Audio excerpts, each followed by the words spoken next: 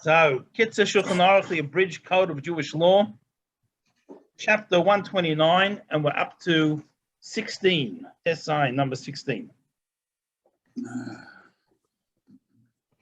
Okay. So, Rosh Hashanah. So what happens is that each time we have a, in the morning and afternoon services, now I'm talking about every day of the year now, not just Rosh Hashanah. After we say the Shemona Esrei, the Amidah, the main prayer, which is the central part of the service, the Chazan, the leader of the congregation, repeats it. Now on Rosh Hashanah, when it's repeated, there's a lot of additions. There's different, they're called piyutim. One payat, the payat's person wrote of a piyutim. It's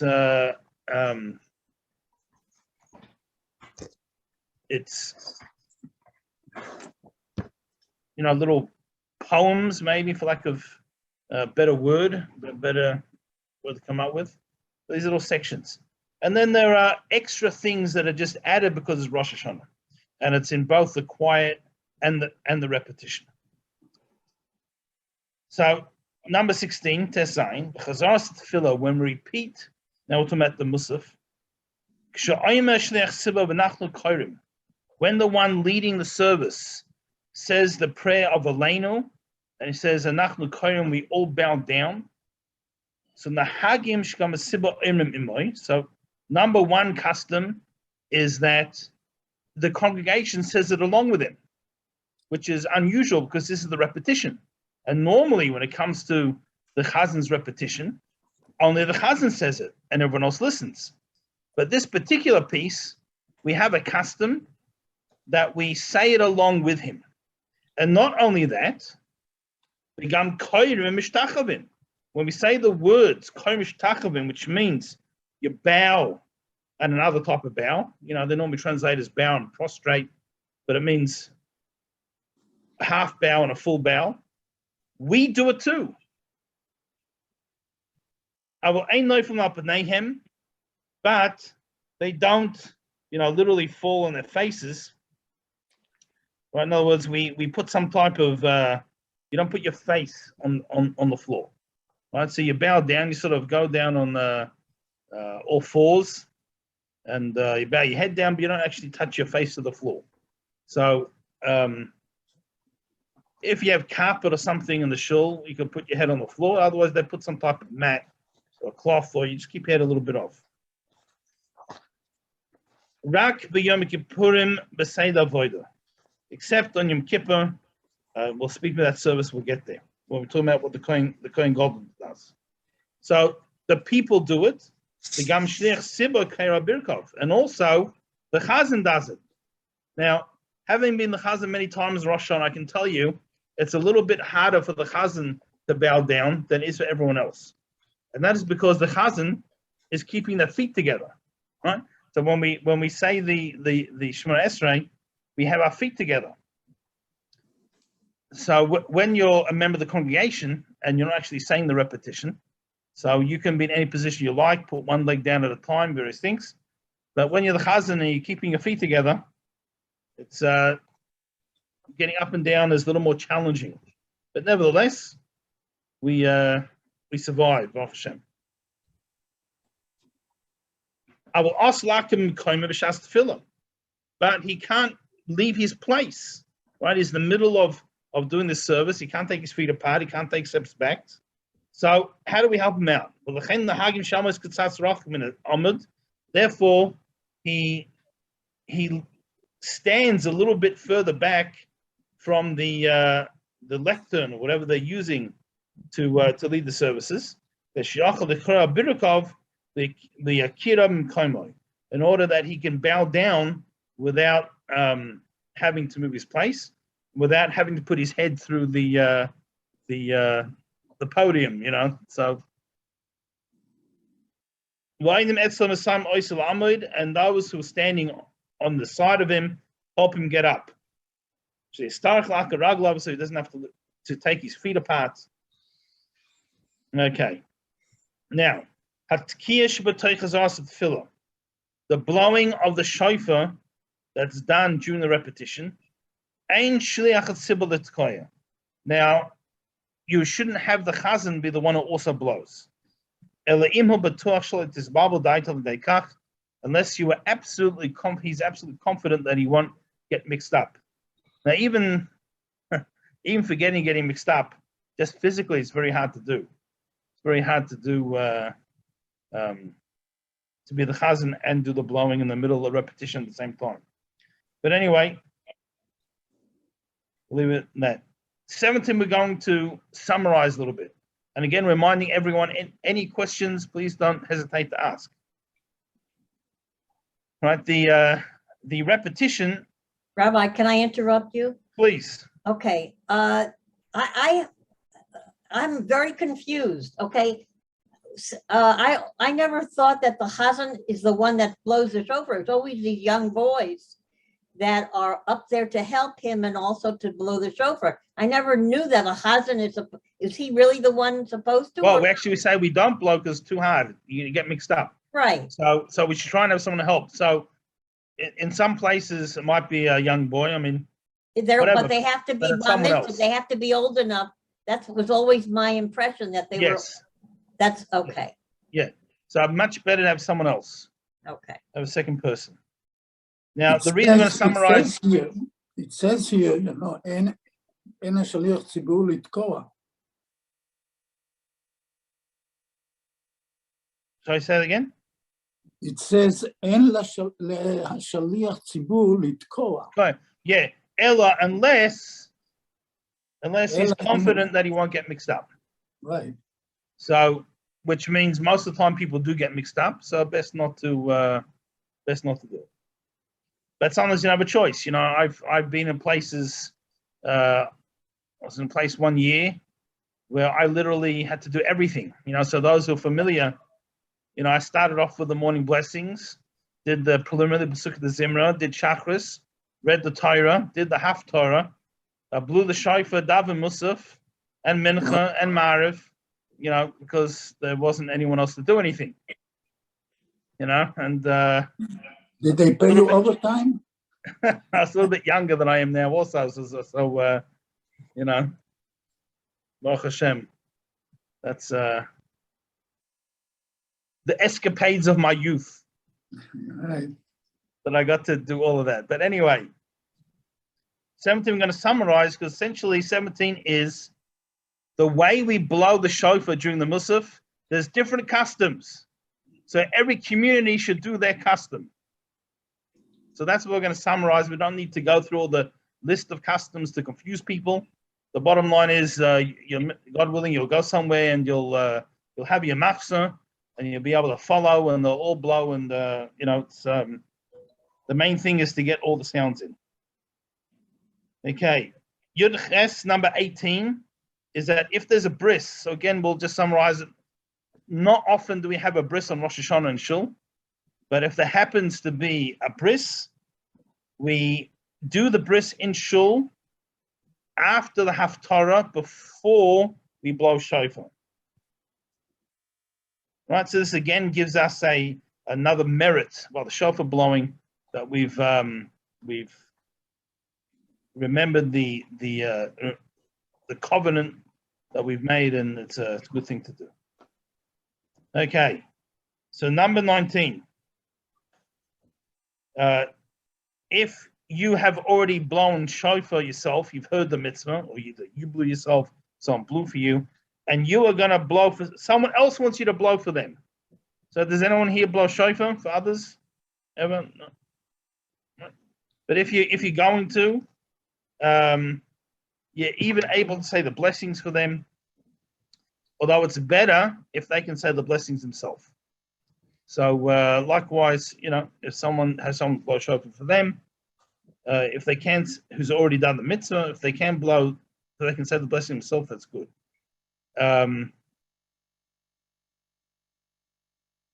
So they do it before the Kriyat Shofar, maybe not to scare the boy, or you know. They don't want him to start crying before the Milah. start blowing the shofar, you'll get scared. But also part of it is we can't really have an interruption in the middle of the blowing. But yeah, could be. It's if a man blows for a lady and he's already done the mitzvah himself, it's even better the lady says the blessings herself, because there is a view that men and women don't have the same obligation, because it's a time-bound mitzvah. It's a mitzvah that's called by Tom. So, for example, mitzvahs, if we use the tefillin as an example, a mitzvah a positive mitzvah, so it's a do as opposed to not doing something you have to do, that has to be done within a certain time limit. Women are exempt from, because it's impossible to keep up that schedule when they have young children that need to be nursed and the different things. And since we don't say, yeah, today you do it, tomorrow you don't do it, then there's another kid, so now you do it again, and now you don't do it, so they're exempt from certain mitzvahs. And shofar is also one of those mitzvahs, and that has to be blown on this particular day in the daylight hours. So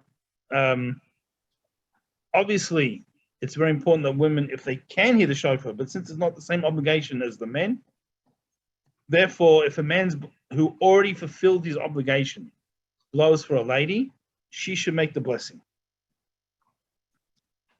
Okay. Okay.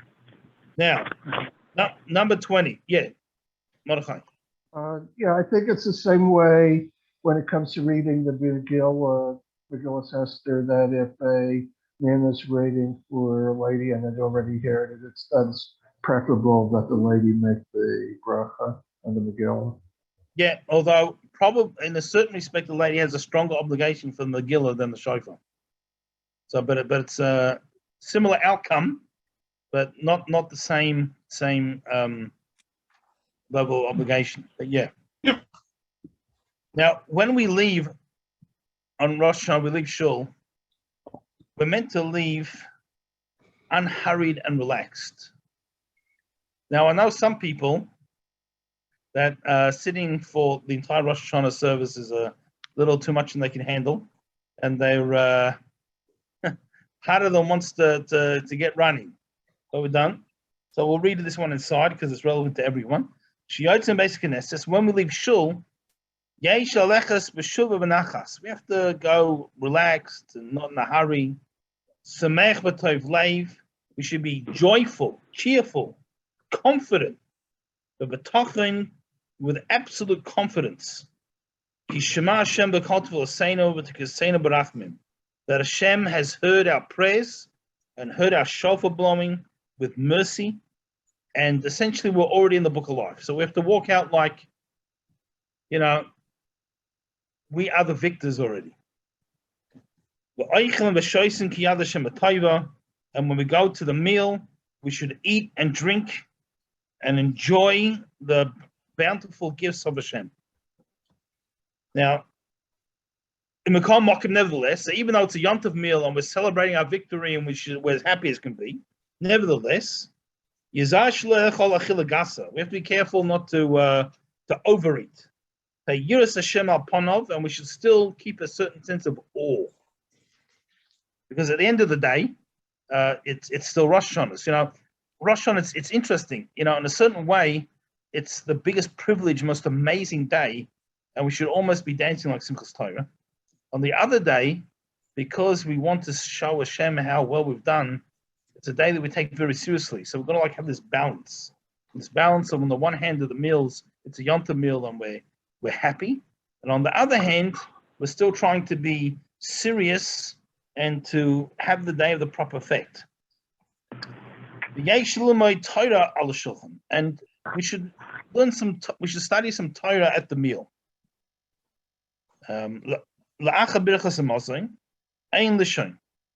Now, after we finished the meal, we said the blessing after the meal, we shouldn't have a nap.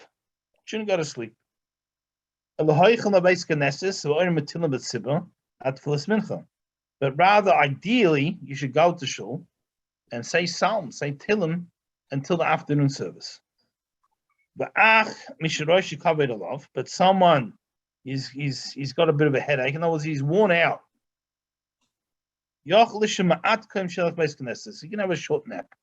So what we're saying here is, just to sum it up, if you're exhausted, and sometimes Rosh Hashanah can be an exhausting day, then you can have a rest. But it's not a day to, Shabbos, even though you can't sleep away the whole Shabbos. But Shabbos is also about having a certain enjoyment in the day. So having a nice nap, it's part of the pleasure of Shabbos. Rosh Hashanah, we're not so concerned about having the pleasure and enjoyable day. We're really trying to use the day well. So we don't just have a nap, just have a nice nap. But if you're worn out, or you've got a headache, or then you could have a nap. You could have a short nap. It's yeah. Okay. Now, 21. We're gonna lots to speak about. Tashlich. Right. So on the first day of Rosh Hashanah, if the first day happens to be Shabbos, so not this year, but in some years, first day is Shabbos, we do it on the second day. But on first day of Rosh Hashanah, we do Tashlich. So what's Tashlich? We go to a river or the beach or some body of water, and we say a short prayer, but we essentially symbolically throw our aveiros, all our wrongdoings and mistakes, into the ocean. So how does that work? You can't just do whatever you want and then say, well, look, I'll murder a few people this week, and then no problems. I'll throw the sin to the fish on Rosh Hashanah. It doesn't work that way. You can't just do things and just throw it onto someone or something else. So first of all, if we say sincerely, I will mention that it does have a certain effect taking away, because every physical act we do has a spiritual effect. So on a certain level, just the fact that we're saying the word sincerely does take away a certain amount of responsibility. But the main purpose is like this. When we symbolically throw away our spiritual baggage, it makes us realize that I do have spiritual baggage. And then we're going to do something about it. Because what happens is sometimes we get so busy with life. Now, all kinds of baggage, emotional baggage, various things. Sometimes, people, people in a failed relationship, and it wasn't their fault, could have been the other person's fault, but they still have a certain trauma from it. They feel they were affected, and there's a certain spiritual baggage, and a person wants to deal with that before they go into a new relationship, because they don't want to carry this baggage into the new relationship. It's as an example, right? So we also have spiritual baggage sometimes. We've got into certain habits. We all know ourselves. Each one of us has different areas they need to work on. Every one of us is different. We all have different challenges, but we have a certain spiritual baggage. But life is so busy, often we don't even think about it. And even when we're preparing ourselves before Rosh Hashanah, there's things we forget, we don't focus on, or we don't have time to deal with. Because even though we're spending this week, for an example, preparing for Rosh Hashanah, but still at the end of the day, we're going to work, or we have other responsibilities, and we have family members to deal with and take care of, friends, there's all kinds of things. And even when it comes to Rosh Hashanah itself, it's a long davening, and sometimes because we're focusing on the davening, we don't necessarily have time to focus on every aspect of ourselves. So when we go to this river and we symbolically throw our spiritual baggage into the river, it drives home, I do have spiritual baggage, and I do need to get rid of it. And that then hopefully leads us to say, okay, so what am I going to do to actually get rid of it? What new actions am I going to do, or various things? So that's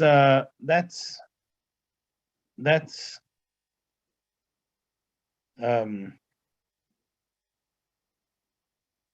in a nutshell. So if you live near water that you can walk to on Yom Tov, so that's good. If you live somewhere where there's not water that's walking distance, so I'm sure all the Floridians don't have that problem, but if you live in a desert like Phoenix, right? Has to be living water, no? Yeah, ideally you go to a river or the ocean or something like that, or so here there's a lake in a park, but the lake in the park is about 45 minutes walk. Not that 45 minutes walk is necessarily so bad, but when it's 100 degrees and you're walking each way, it's look, I'm not saying it's impossible, but it's difficult. So if for some reason you can't go on Rosh Hashanah, then you have until Yom Kippur, and you could go on one of the weekdays, maybe go in a car to a place and do tashlich there. And again, if you have a matzah, it says what to say. Some people have a custom that they actually throw some crumbs, like to the fish, and ideally the this body of water should have fish, right? Because it also makes us bear in mind that just like fish get caught in a net, so we're also we get caught in we're caught in the net of life. Rabbi, you can't use an aquarium, can you? Look, if that's what people had, there were towns in Europe that had a bucket of, a barrel of water, and they put a few fish in, and that's what they did. Probably better to go after Rosh Hashanah to a place there's water than have a barrel on Rosh Hashanah. Water that somehow connects to the ocean or to the sea. You like something that actually connects. That's right. So to an ocean or a river, to one of these natural bodies. Also, eyes. A lot of fish don't close their eyes, so it also reminds us that Hashem is all-seeing. So it's another reason we go somewhere there's fish. A student once asked me, they didn't have water where they work. Can they use the mikveh? So I said, if you got fish in your mikveh, you got bigger problems than not having water. That's hopefully you don't. Although Rabbi, I must say, when I was young, I had this evil urge on Purim to put goldfish in the mikveh, but I never did. I don't want to falsely accuse myself, but I did have that temptation. That was my Yetzer Hara as a, Yeah, sorry, David, you were saying. There's a canal in our neighborhood in North Miami Beach, and I think it's a big canal, but it's man-made because they don't toivel vessels there. They don't immerse vessels. They have to there's a mikveh for vessels to immerse them. People don't immerse in this canal. If you're talking about the inner coastal, I think it connects to the ocean. It seems to connect. No, the boats are going. The boats are going on it to the ocean. Yeah, well, it depends where. I think North America is that canal. I've got a brother-in-law who's on the canal there. Oh yeah, right. So is that canal? Yeah, it's gonna fish. Yeah, I would imagine that's fine. Okay. Yeah, that's fine. Yeah. Because you can't toivel a keli there. I think there's problems. So a mikveh also has other requirements. So for tashlich, that would be should be fine. So that's tashlich. Now, number 22. Just in general, when we go to shul isn't a social club. Having said that, obviously, for many of us, it's a time that we get to meet our Jewish friends. It's a time where we obviously want to inquire about our friends' health and how they're going. And by having nice conversations, that's sometimes how you find out someone needs help or various things. So, there is a time to talk in shul, not during the service, but let's say you come 10 minutes early, and again, I'm not talking about Rosh Hashanah, I'm talking about in general. And you say good Shabbos to someone, and how are you? And how was your week? And there is a time and a place. On Rosh Hashanah, though, not so much. Rosh Hashanah, we want to be utilizing every second for something, self-improvement on saying Tehillim, Psalms, or studying or something. So that's probably not the right time to do it. Okay, 23. Other yontivs, so not Rosh Hashanah, but let's say Sukkot. So in the diaspora, we have 2 days yontiv. So they're looked at as 2 separate days, halachically. On Rosh Hashanah, the 2 days of Rosh Hashanah are halachically like one long 49-hour day. So some of the differences for that, practical differences, there's not a lot of practical differences. It's things, abnormal circumstances, if burials, different things. So let's sort of leave those things aside. But where it makes a big difference is the Shekiano blessing on the second day. So even though on other festivals, we try and have a new fruit or a new clothing to say Shekiano on, when the ladies light candles, they say Shekiano when the men make Kiddush, or even vice versa, right? So we say the Shekiano, the blessing, thanking Hashem for keeping us alive to see this season again. So every Yom Tov, the second night, we try and have something extra to say Shekiano. But on Rosh Hashanah, it's far more essential, because Rosh Hashanah really is like one day. So the second night, Rosh Hashanah, trying to have a new fruit. The fruit that didn't have the season. So Baruch Hashem, nowadays, we live in places where they import all kinds of weird and wacky fruit that you would, some of them look like they come from another planet. Just by the way, has anyone ever had a jackfruit? A what? Jackfruit. Jackfruit. Yeah, so they have them in some place in Asia and India anyway, but they import them. There's 2 types of jackfruit. There's one for cooking, one for eating. The cooking ones are no good unless you're going to cook it. But to eat it, say your Shekiano, you open it up, and the yellow flesh inside, it smells and tastes. It's bubble gum, but it's a fruit, right? So it really looks like it comes from another planet. It looks like it's from a scene of a sci-fi movie or something. It really looks like a big green lumpy thing. But then when you eat it, it tastes like bubble gum. And you get it in Florida? I'm sure you can buy one in Florida. They might even grow it there because it's a tropical fruit. My friend has a tree that has 2 of those huge things on it. They are actually, they do look like they're from outer space. And I have never tasted one because it looks too ugly. I'm just going to actually... They're the size of a watermelon, I think. Yeah, they are. They're big, like watermelon. We sort of come to the end of the time, so no one's obligated to stay on. But if you want to stay on, I'll just get an image and share screen, and we can see what one looks like. Okay. Rabbi? Yes. In the meantime, this is a yellow dragon fruit. Oh, yeah. So that would be a good example of a new fruit. That is. Let's get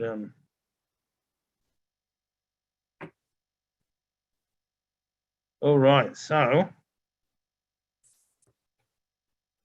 just going to share screen.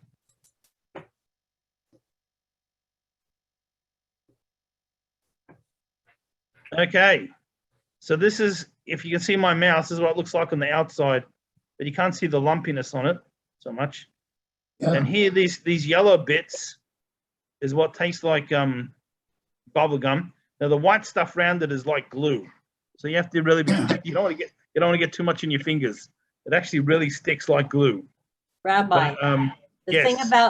thing about that fruit though is that is not ripe. The one that you're showing is green. When it turns ripe, it turns black. No, then it's normally too much. So if you see, like this one has a little bit of black in it. Right. That's the way You it's got to supposed to smell look. it. You got to smell it. Right. But what happens if it really turns black? Then it's rotten on the inside. Right. But This is you how have it looks this- growing it's on the like tree. an in between. Like it looks like this on the tree. Anyway, it's just an example because I figure most people didn't have them this year, if at all. Something exciting. Yeah. Okay. All right. So we'll see everyone tomorrow, God willing. Thank you. Like, Thank Thank you you. very much, Everybody Rabbi. take care. Stay Bye-bye. safe, everybody. Have a wonderful afternoon. Bye-bye. Thank you.